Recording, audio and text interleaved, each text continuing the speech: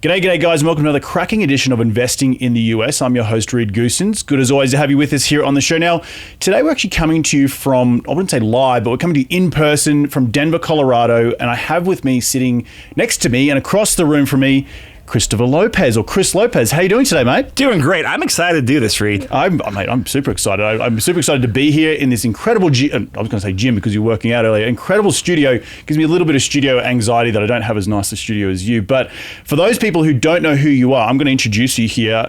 So you are a real estate investor, entrepreneur, podcast host, author, all-round good bloke. You live in beautiful Denver, Colorado, and you've built a business called Envision Advisors, which is a brokerage firm of investor-friendly realtors who focus on helping real estate investors create their investing strategies and help maintain an incredible investing portfolio, which I'm really interested to learn more about.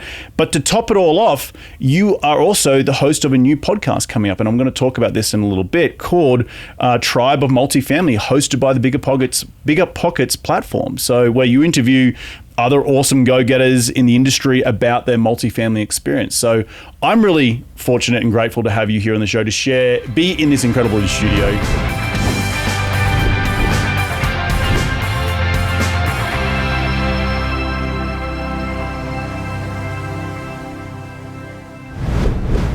Well, first off, I want to hire you for the introduction. Like, that was great, and you nailed it. So, yeah, I'm excited about this. And, yeah, that Tribe of Multifamily Mentor show is what connected us. And you're going to be one of our first guests on that show that we're recording later today. So I'm excited to do this and that show with you as well. And just remind all the listeners, when is that show dropping? Because I know it's new, right? You're in your pre-production right now. Yeah, it should be dropping right around the end of May. End of May of 2021. So to listeners out there, if you are listening in or watching on YouTube, definitely jump over into I'm sure you're across all the podcasting platforms, iTunes, SoundCloud, Stitcher, all that stuff. Tribe of Multifamily, right? Tribe of Multifamily. Yep. On the Bigger Pockets, it'll be under the Bigger Pockets logo as well. So definitely check out for that. But let's get into the interview today. And the question I ask all my guests when they come on the show is, rewind the clock and tell me how you made your first ever dollar as a kid. So I'm glad we talked a few weeks ago about this, because I actually saw my parents this last weekend and I asked them that question, trying to have them jog my memory. And my mom said their first memory of me earning money, actually when I was like 5 years old, I was in kindergarten. And I don't know if they have this in Australia, but I was born in 1982, so this was late 1980s, and I was obsessed with He-Man. Do you know who He-Man is? Yes, okay, yes, great. Yeah. So He-Man was my jam when I was a kid, apparently. Like I loved him, had a He-Man sword, and there was some big He-Man toy one, and my mom said it was like $100. And they said, great, you want it? You buy it.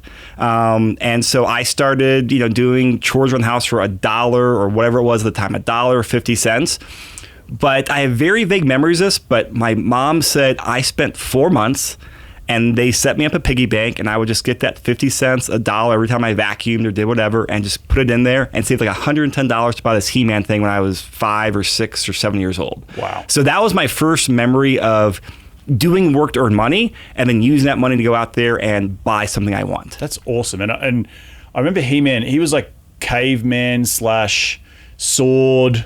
Did he wear like some sort of thing across his chest? I don't think he wore very much, from what I remember. I think he had like the 1980s, dolls that were around for guys was like muscle guys and like let's go. But that's awesome. So taught you the value of $1 at a young age. Yep. Right? So maybe walk us through your upbringing, how your relationship with money, and then also into where we are today and sitting here, and want to talk a little bit about your company that you've developed here in Denver, Colorado. Sure. So through my childhood and into high school, no big money issues. Like I have a great parents, great family, solid middle class family. Never really talked about money, but my dad was always a hard worker, had a couple side businesses, had a full-time job. And I always wanted to be two things. I remember growing up as I got in like middle school and high school. It was to be an engineer and go in the military. Mm-hmm. So I went to Virginia Tech University, which is one of two colleges with a on-campus Corps cadets. Okay. Very similar, like it's the same thing as Texas A&M, yep, where they got like 800 cadets or students there doing that, and they're also a great engineering school. Went there for both, and in the first semester, I realized neither one was for me. And that had been my plan since, 6th or 7th grade. And I went there and kind of it rocked my world. And I had no idea what I wanted to do. But I spent months, I don't say I was depressed, but I was definitely like in the, a college midlife crisis in a funk of like, what the hell am I going to do? Because in Virginia as well would have been middle of nowhere. Yeah, and this is down in the middle of nowhere, like in the Southwest Virginia. I grew up in the D.C. suburbs, and I had jobs up there, and I saw my dad commute to D.C. every day, and I realized a couple things. I did not want to have to commute for the rest of my life, an hour plus each way, and then wearing a suit and tie. I said, those are two biggest things. And so what that led me down to was I had no idea what I wanted to do, but I started writing down what I did not want to do. So I made a list. I don't want this, this, or this, and that started guiding me.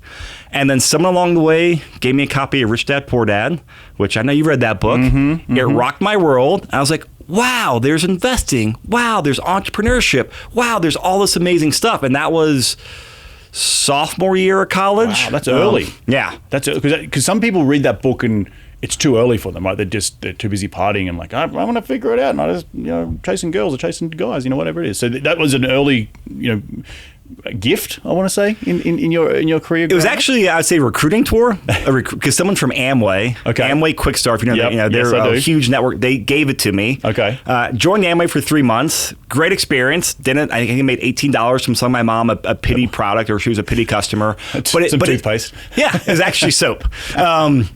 But yeah, it was that. But it opened my ideas to entrepreneurship. And that's what led me on to everything I do now. This was 2002, 2003 timeframe. So internet was still just coming on. Yahoo was still a dominant figure. We still got AOL CD-ROMs at the time. If you used AOL Instant Messenger, it was those days. Love it. And I said, you know what? Like, I want to get into real estate reading Rich Dad, Poor Dad, because I don't have the resources. I had $2,000 in my account from summer jobs. I can't do it. But this internet thing, it's not going to go away. .com bubble came and crashed, but I said, this internet thing is not going to go away. How can I learn this? And all I did was start learning. I taught myself basic copywriting, basic Google SEO, basic Google PPC, basic YouTube, and just as new things from the internet, I just learned it and would do it. Wow. And that would have been early on, where now today we're sitting here in front of your awesome team that things are taken care of. Price per clicks, SEO, YouTubing, uploading, downloading, like that's stuff that we all take for granted now. We have teams around, but you've actually gone and learnt it yourself. Talk to us about how was that in the early days? Because that would have been very new and people looked at you weird to be like, why is he doing stuff on YouTube and what's SEO mean? And you would have got a lot of bang for your buck back then because not many people were doing it, right? Like, so little things would have gone a long way. Yeah, and I mean, if I could go back in time, I would have just maxed out my credit card on Google and lived with my parents for 2 years and, I'd be on a yacht right now. But like, I had a lot of success, but definitely did not take advantage of it as much as I could. Right. But again, I was 21, 22. I just didn't know at the time. But what my whole focus was on there was to, hopefully make some money. But I was going to college at this time for 4 years. And I had a scholarship. And I saw all my friends going to college for 4 years. Everyone's spending time and money making zero income. So I said, if I can learn this marketing, internet marketing, and I was tying to different businesses, and I can, in 4 years, start making money with it, it's a success. I'll learn a skill set, and I can grow from that. And the reason I got into marketing is because I started doing sales first. And I was just doing sales. And if you have sales, you need leads. And I realized, I have no leads. Let's figure out leads. So that led me down the whole marketing route and generating leads for me. And then I realized, I can generate leads for other people and be more like a sales manager. And I just started scaling from there. That's incredible. And so marketing what? Like when people say marketing, what job did you have? So it wasn't a job. I actually went out there and joined another network marketing company. Amway. Not Amway. Yep. That opened my eyes, but it was definitely not the right fit for me. Actually, do you know Robert Allen from any of the real estate investing stuff? Yes. He was like one of the first zero money down guys back in the 90s. Yep. So I'd read his Multiple Streams of Income book, which is a phenomenal lead funnel, and that led me to a network marketing company that he was with. And I liked it for 3 reasons. One, it was actually a very solid health and wellness product. And I'm the fitness and health myself. It's actually science-based. They were doing a lot of online stuff, which was cutting edge. And when I opted into his website, one of his downline members called me and I saw the potential for some really good mentorship. I was like, awesome, good product. People are going to teach me what to do. And I'm learning internet marketing. I'm all in. So that was a product. And so we were actually selling the product and recruiting new distributors. But at the same time, as we were doing this, me and at that time my upline, we eventually became business partners. We were developing he started developing, I helped him out, some very, very basic online contact management software. This is like 2005. CRM. Yep. I mean, loose CRM back then, but there was nothing available. Sure. And so he had started building that. I was helping him out. He was doing development. I started doing front end work. And as we were building that, our organization blew up. We went to 4 continents. We had thousands of people within a matter of a couple of years just because we were marketing. Wow. Right place, right time with almost no competition. But then as we started bringing on the software, a lot of other people around our company and also other companies wanted to start using it. So for like a year, we said, oh, no, it's only for our organization. And then it clicked us, oh, wow, we have a whole other business here that we can charge a monthly fee to. So we started charging a monthly fee. So we ended up having 2 businesses, our own network marketing company, which topped out like 10,000 customers and 3,000 distributors. Wow. And then we had the software company where we had up to, I think we peaked around 800 monthly paying customers, plus all the other typical like, upsells and value adds. And so it built all the way that through to about 2011, 2012. And then a variety of reasons. A big part was just we kind of ran out of steam personally. Like, the metaphor of, hey, you climb a mountain, you get to the top, you got to go climb the other mountain. Right. Climb a bigger, more beautiful mountain. Right. So we wanted something new, but also trends. We were tired of the network marketing industry. It's a very hard industry. Yeah, very tiresome. It's just, it's very emotional. And it's not very business oriented. Isn't it? Oh, there's a lot of like loose stuff going on. Loose stuff and dubious people. Yeah, right. I'll say it out there without going Sharks. Yeah. And plus Silicon Valley, all these companies are out there. They don't need to make a profit, but we actually need to make a profit with our software company to pay bills. Sure. And so just trends. We had built a closed software system, and now it's all open source. So just all these things. Hey, time to move on.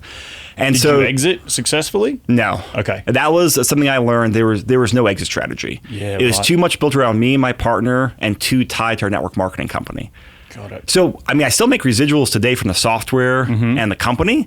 So there's residuals there, but there was no exit. And that was a big part. We just never set it up from that as well. That brings up like so many, because I'm very passionate about personal brands and all that sort of stuff. And we spoke a little bit before coming out here to Denver about personal branding, and that's people talk about it's recession proofs your business and yada yada yada. I've had a lot of people on this show talking about that. So how would you have changed that exit strategy to be the one? Were you the bottleneck, or was it too focused around you as a brand that you couldn't ever exit? It was both. Okay. It's really both. We built this we had like a team of 5 people for like the software and all that, plus all of our distributors, but it's a very small team. And we were too much. I was just in the hands of everything. I had to do it all myself, or I was in choke point. Yep. So that was a big learning experience. And then it was just too much built around us. We never structured it to like, hey, here's the organization.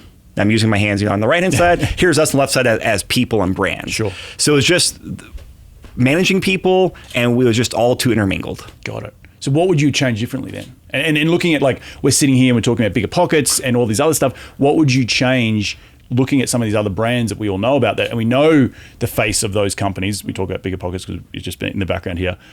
But then also giving your experience about how you've created a business around your brand and you being the bottleneck, what would you have changed? In that business? Yeah. Number one, I would have left earlier. I would have stepped away earlier, just because if I had taken what I had now and moved to real estate sooner, it would have been better.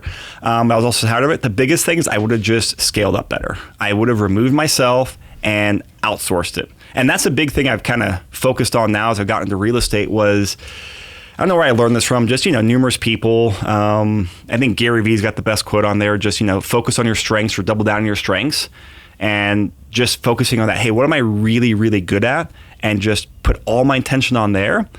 And now if I can't do something, or if it's not my superpower, how can I outsource it? And I keep a list now for my current business.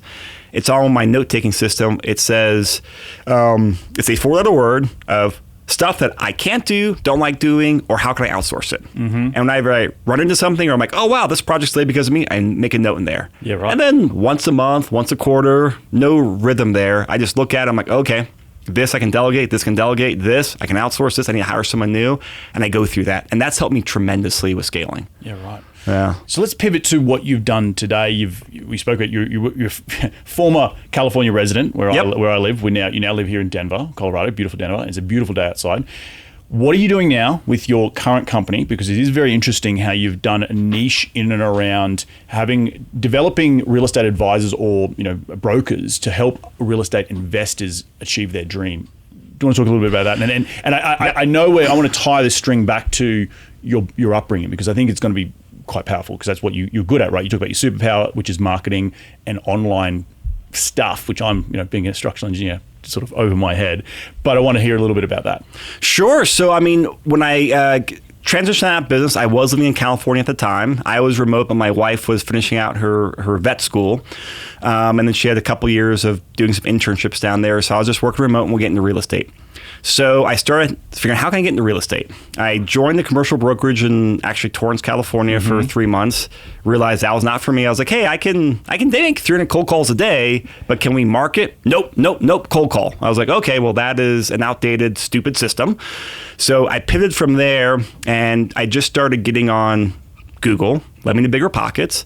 And Denver is always where my wife and I wanted to move to and eventually raise a family. We got two little girls now, but as we're planning, LA is great. It's a hard place to raise a family in. Yeah. But always wanted to move out to Denver, because when I was traveling when I was younger, I always loved Denver. So I was on Bigger Pockets learning real estate. And after, a couple months in Bigger Pockets and their podcast, I learned a tremendous amount. But it was all like, oh, talk to someone in your backyard. And I was like, well, who the heck is in my backyard? Who the heck is in Denver's backyard? And then it clicked. Oh, I should be that guy. I should be that person. Right. And that was the light bulb. And I said, great. It was clear to me. I said, I can use my strength of marketing, use that background to hopefully find a phenomenal mentor, work with him or her, and then I can use it to learn, and I can use it to network, and then use it to start building a business. And so that's what I focused on. So actually, while I was in California, I started building a business out here in Denver, because, with real estate, and my initial plan was to become be a high production agent myself. Sure. That was my plan, because I could generate leads and do that myself. And then I spent a year building it online. And so in the being the agent, was it ever aspiration to be the investor? Because I know a lot of people start in the agency world, I don't have all this money. I need to go build some money. I need to know the business a little bit. That was just the natural progression that you thought was a good stepping stone to becoming the investor. Yeah, I mean, the investor was always the end goal of mine. Sure. So like I said, joined that commercial brokerage, and they had 1,500 unit apartment buildings. I did a fix and flip. I made I made 20 grand on the fix and flip. Boom. I hated it though. I realized this is not my cup of tea. I'm not construction experience. I learned the whole deal sourcing. Okay, I can source the deals, but I'm gonna have to create a huge marketing campaign to do it. I go, that's not when I scale up. It's just gonna take me years and too long. So I bounced around, but all through this, I talked to realtors, and I realized, wow, you kind of suck at marketing and sales. I can do way better than that. And I don't want to offend anyone, but a lot of realtors, they suck to be very blunt. I said, oh, if you're actually making money at this, I can do way better. And that was what made me realize that I could focus on that. And the whole niche from day one was to focus on investment real estate in Denver. Got it. And so that was a niche, and that would lead me into eventually my own investing career. Awesome. So what was that first investment? Was it here in Denver? No, I lived in one place in Reno, Nevada, because I just bought a place. I've lived all over the country. Love it. So I bought over there, lived there for a couple years, moved out, turned to a rental, that jazz. And then while I was in Denver, I realized my main focus was I needed to find a mentor. Was how was I going to go out there and do? Because I can create marketing, but I don't know the content because I'm not an expert myself. Right. So I got to go out there and get an expert. And so I found a phenomenal mentor out here in Denver. Amazing guy. His name is Charles Roberts.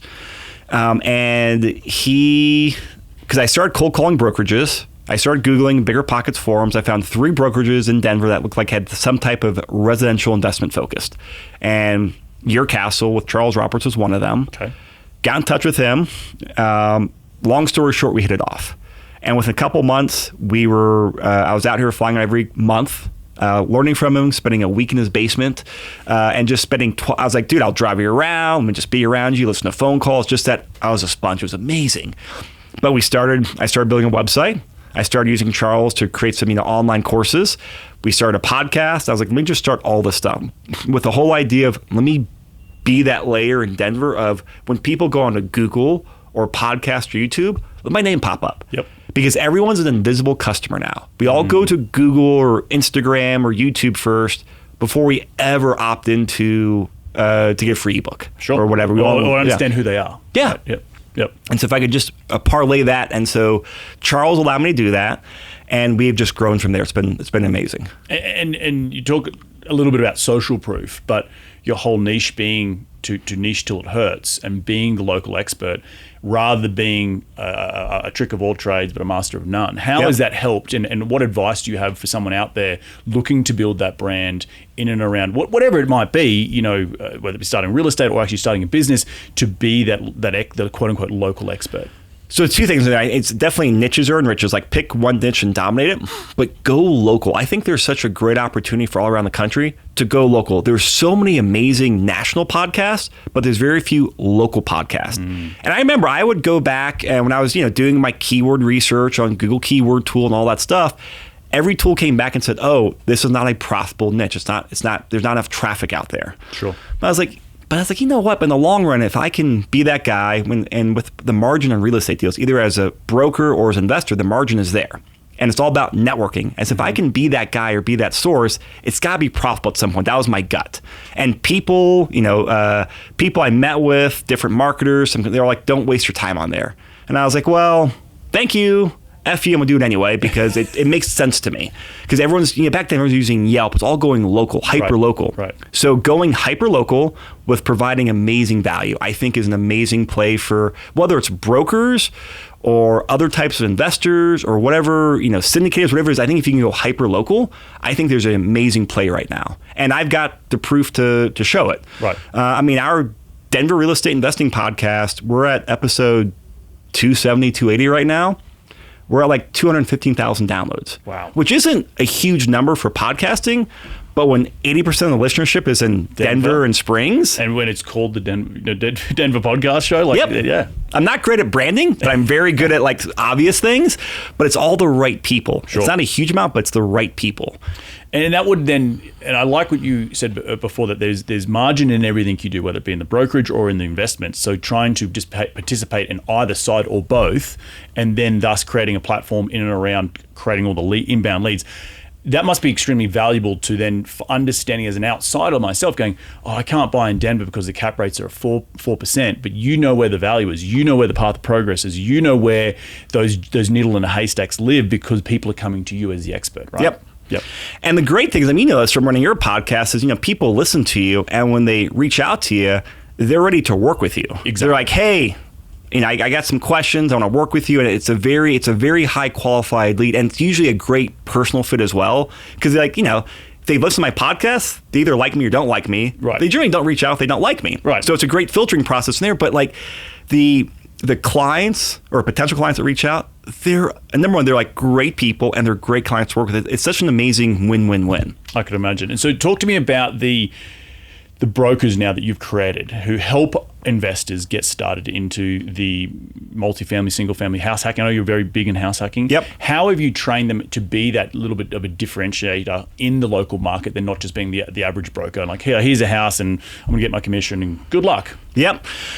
Great question. So I'd say the biggest thing we've structured our brokerage is we are not the typical like real estate agent model where a lot are very impressive one person shows. He or she, they're doing everything from business development to showing properties. Yeah. Yep. And they may have like an assistant or a part-time transaction coordinator, but they're doing everything. Mm-hmm.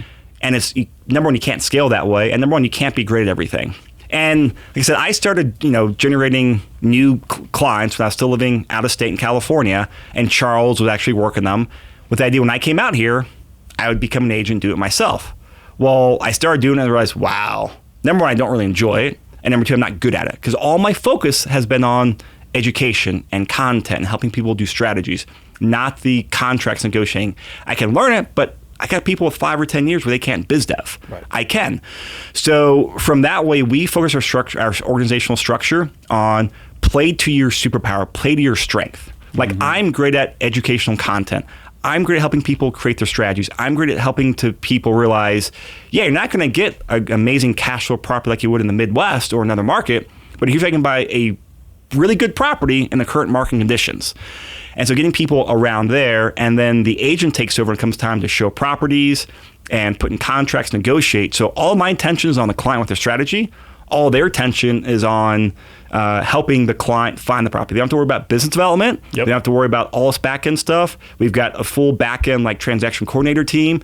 And so everyone's an A+ player. that just focuses on their role, and it provides an amazing client experience. But they'll touch 6 people through the process of joining us, from me to talking to us, to working with us, to eventually closing on the property, and then working with like our back-end portfolio analysis team. Got it. And then talk to me about the success of your clients who come through being an investor. I'm an investor. Hey, Chris, I want to come and buy some real estate here in Denver. What is sort of the out of state or the I don't say newbie, but the person who maybe not as experienced in the real estate investment game, what's been the track record like with your firm and the deals that you've been able to unearth for those investors who are very hungry to invest here in Denver?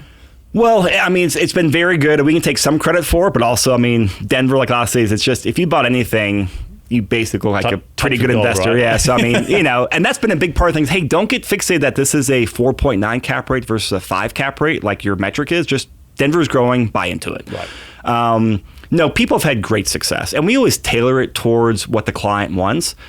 But our main demographics are house hackers. That's like half our clientele, and they're usually, young, 20s, single guys or girls, sometimes 30-year-olds in the couple, and they're great clients because they go out there and buy an owner-occupied property, and they just win on the financing.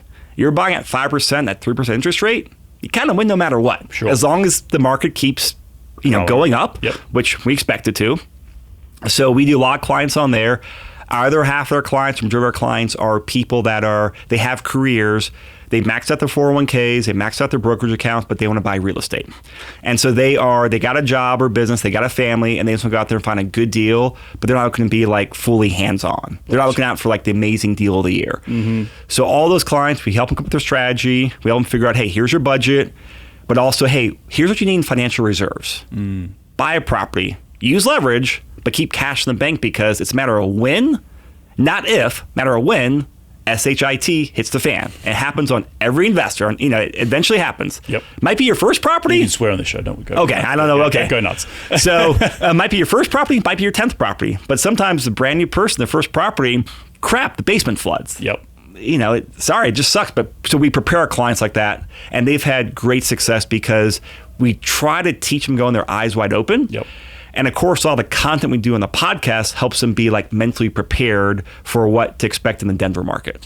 And I love how you come full circle with the education piece to then creating streams of leads coming in to then helping them, teaching those leads how to invest wisely in a market that from an outsider seems really, really hot and you can't make money, but also then having a lead that is not expecting to go out and get 8% cash flow year one. They're looking for the long and steady game, and they like their job or whatever it might be. They have a healthy 401k.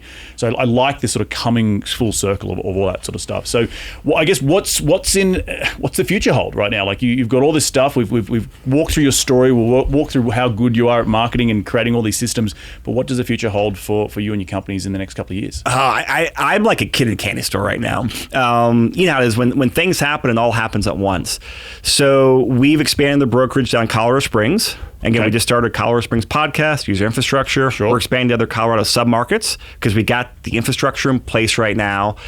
And then the media itself has, like the studio and the media that we're in right now I've been able to leverage into bigger opportunities. We mentioned the Bigger Pockets Tribe of Multifamily Mentors podcast at the start of the show.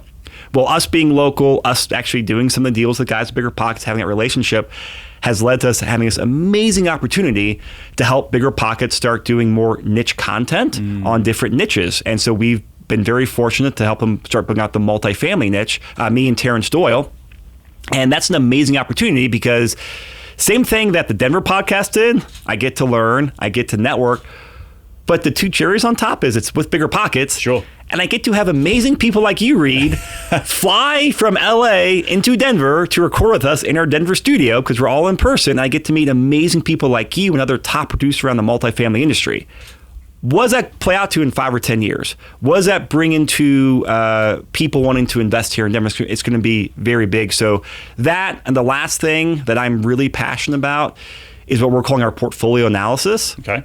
So when I was in college, I bounced around between my majors. I ended up getting a financial advisory degree. I can actually sit for the CFP license, the Certified Financial Planner, because I always that's practical. I can learn taxes, insurance, money, all this stuff. And something I've noticed in real estate is very few people talk about how do you manage your portfolio in the long run. There's a lot of great content for how do you find a great deal? How do you go out there and underwrite a deal? But when is it time to re-leverage your property? Hey, should I actually sell this, or should I sell in 1031, or should I cash out refi, or should I HELOC? And depending on what the market does, depends on your returns. Like I mentioned, my very first property I bought was in Reno, Nevada. 2-2 condo I bought for $60,000, nothing sexy. Rented for $1,000 when I bought it, or at the time, moved out 2 years later, rented for $1,000. But 8 years later, it appreciated $230,000. Nice. But rents were $1,300 a month. So I was like, hey, I can do a cash out refi, but now it becomes a native cash flowing property. Right. Is it better to do that, or is it better to go out there and 1031 sell it?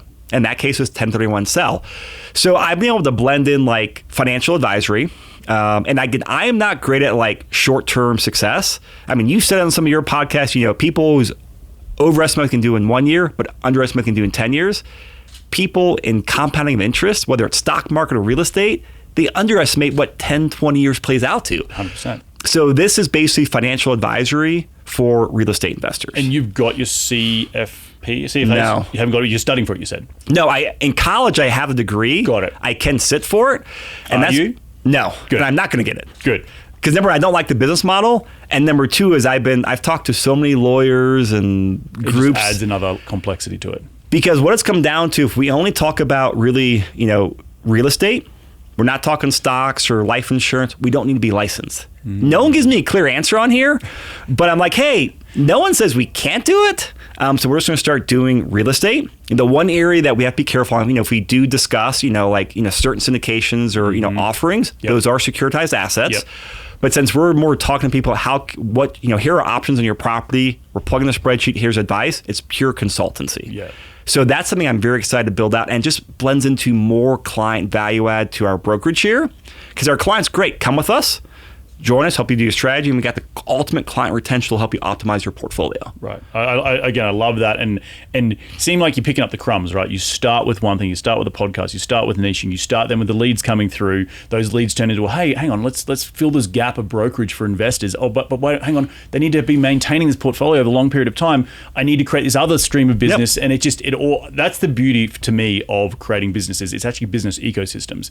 And you've just laid it out for my listeners right now, that from step A to B to C, and maybe you jump to step F now, but it seems like it's so, it's feeding off one another, and that's the power of what's going to create such an incredible future. And I also like the fact that it seems to me, you don't really care what's going to happen in 10 years' time, because you're happy with what you're doing now and just let it build out from there. Is that a correct statement? Yeah, I mean, that's correct. I mean, I just, as I left my old business and new business, there were two things I kept in mind. I wanted to focus on what my strengths are, and I wanted to be something that I was excited about when I woke up in the morning. Sure. I was like, you know what? If it's going to be, I will grind. I'll outgrind everyone.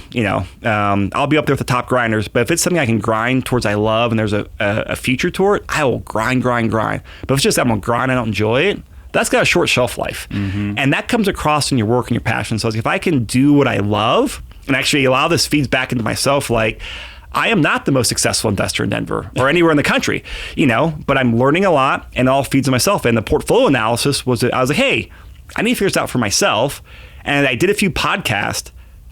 The reaction on there, everyone was like, can you help me off that? I was like, oh, I'm not the only dude with this type of question in the back of my mind. Sure. And I had tremendous feedback. I was like, well, great. I want it for myself. Let's just build it out, and that way it makes more sense. Yeah. No, I think you're definitely planting some incredible trees, and those oak trees are going to come to bloom here and blossom in the next 5 to 10 years. So awesome stuff. At the end of every show, I like to dive into the top 5 investing tips. You ready to get into it? I'm ready. All right, mate. What's the daily habit you practice to keep on track towards your goals? I have 2 things. Time blocking. Yep. I almost every morning, I have a deep time block from 7 a.m. to about 10 or 11 a.m. And I do no emails, no phone calls. And that's where I can focus on the strategic long-term stuff. Because, once you open up email and phones, your day just goes out the window. Yep. The other thing, I'll share this after we get off the podcast feed. On this side of the studio, I've got a 10-foot whiteboard, and I have fallen in love with these 18-inch by 24-inch giant Post-it notes. Okay. And I write all my goals on there. Every day? I write like my big goals, but pretty much every day. I wish I could say it, but pretty much every day I go in there and I just look at them for a couple minutes. And it makes me stay focused on my big goals and what I'm working on now. It's all like yearly and quarterly. I don't do like day-to-day stuff. But hey, what are the big things to focus on? I focus on that, and I sit down and work on projects. Love it. Love it. Love it. Question number 2 is, who's the most influential person in your career to date? I'd actually say Charles Roberts. Yep. And this is it's a weird and sad twist because, like I said, he was a phenomenal mentor to me, and just an amazing friend. And we had been working together for about 2 years. Like I said, I worked together with him long distance for a year. I moved out here in April, and then that October, he was on a vacation, had a brain aneurysm. And we were partners, and just like, he did his stuff, I did my stuff, and we were starting to get momentum. And then that rocked my business world. But he gave me so much help for just Denver market knowledge, network, and just an amazing guy. But on the flip side, overall healthy guy, very successful. He could have retired a decade before, but he was 51, 52 with a brain aneurysm. And that taught me, damn, I need to make sure I slow down and enjoy it, because I know it, but seeing him go through it and his family, his wife. So part of that mentorship is also amazing business mentorship, but also that life mentorship of like, you know what? That bus hits you when you never expect it, when you never know it. Yep. And number one, you gotta be financially ready for it. Yep. Number 2, his life will never be the same again. He's alive, he does well, but it's not his old self. Yep. I'm like, well, shit, that could be me tomorrow, could be me in 10 years. I need to make sure I enjoy what I do now in business and also with my family. 100%. Now, enjoying the journey is so important, because life can smack you in the face real quick. Yeah. Real quick. Question number 3, what is the most influential tool in your business today? When I say tool, it could be a physical tool like a notebook or your phone, or it could be a piece of software. What do you use to keep the business functioning day in, day out? ActiveCampaign. ActiveCampaign. Are you familiar with that? Not as much as I should be. So have you heard of Infusionsoft? Yes. Okay, so ActiveCampaign is very similar to like Infusionsoft. It's not a MailChimp. It's not just an email marketing, but it does email, contact management system, but also does full-blown marketing automations. So you can do like visual programming. Hey, if this person comes in, do this, do this, do this. And I will give a plug for ActiveCampaign because I love them, and I have no affiliate links or whatever with them. But Infusionsoft is nicknamed Confusionsoft. ActiveCampaign is an amazing platform. They're like a newer kid on the block. Great platform, easy to use, and it runs everything we talked about. Runs everything behind the scenes. When I started this years ago, I spent 6 weeks of 14-day trials on every platform I could find, building on stuff in ActiveCampaign, because once you're in a CRM and marketing system, you're married. Yep. And if you move, it's literally a divorce between that system and the new system. Yep. I love it. They run everything. Awesome. I'll have to check it out. ActiveCampaign, I've not heard of it. Again, I'm not as savvy on that side of the business, but I'll take your word for it. Question number 4. What has been the biggest failure or lesson in your career, and what did you learn from that failure? Do you have like 2 hours? I don't, because we're going to get to other podcasts, but what is it? It kind of goes back to that first business I built, and it's a combination of things. Like I said, I didn't scale properly. I didn't separate my brand from the business, but the biggest thing there I'd say that I regret the most and I learned the most is I let lifestyle inflation happen, and I took my foot off the gas momentum. I graduated Virginia Tech making like $35,000 a year from my business, which was great. Didn't need a job. Within 2 years, that was a 6-figure income. And it got into like, $200,000 for a couple of years. I made amazing money with no debt, but my lifestyle crept up. I went out to a lot of dinners, traveled, I had a great time, but I didn't take enough money off the table to do pure investing. And that's my biggest regret. With all the success I've had, I should have been able to parlay that into a lot more investment opportunity and capital. And I let lifestyle creep up on me, which I regret tremendously. Yeah, right. But regret is a strong word, because it's put you in a position today where you realize that, and you're self-aware enough to say, look back and think, I could have done more with what I had at the time. So regret's probably not the right word. It's a great lesson. I'm always, failures are the best teachers in the world. But it's not going to happen again. Sure. Because I was like, I knew it, but I still did it at the time. I was like, oh, okay, I'm not going to let that happen again. I'm going to make sure I do a good job of taking money off the table for just pure non-business stuff, for pure investing. Acorns, mate. Packing them away for the next rainy day. Love it. Last question is, where can people reach you to continue the conversation? They want to be in your sphere. Where do they go? I'd actually say the best thing to go to right now is actually go to BiggerPockets YouTube channel and type in the Tribe of Multifamily Mentors, because you're going to be on that show. You're going to be with our first dozen guests on there that we're launching with. So excited about it on there. So Tribe of Multifamily Mentors is going to be a great way to learn about us and learn about the multifamily industry as well. Love it, mate. Well, look, thank you so much for jumping on the show today. I just want to reflect some of the things that I took away from today's show. I think your ability to quickly realize how your strengths and weaknesses in the business and be able to adapt to those strengths and weaknesses and outsource quickly, everything from early days in your marketing campaigns all the way through to what you've built today.